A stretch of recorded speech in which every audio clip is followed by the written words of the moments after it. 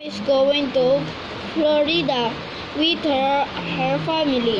They must fly in an airplane to get there.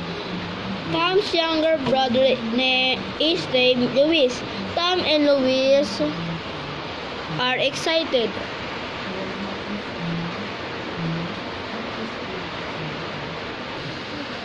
It is cold where Tom's family lives. Florida will be warm. Tom packs her bathing suit. Louis wants to pack his toy truck. There is not room enough. Their dad tells Louis he should bring his favorite book. Louis can pack it easily. Tom's family walks into the airplane. The pilot greets them. The flight is 5 hours long. Tom's dad watched 2 movies. He enjoys them. Louis reads his book. He enjoys it.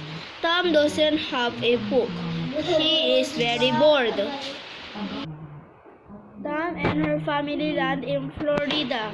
Her dad gets the suitcase. It is raining in Florida. Tom brought her bathing suit. He can swim it in the rain.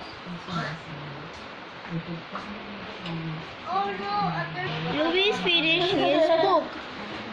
He gives it to Tom. He reads it quickly. Tom thinks about her favorite book.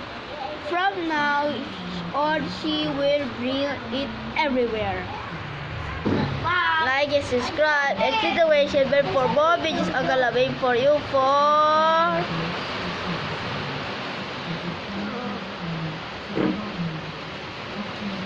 story.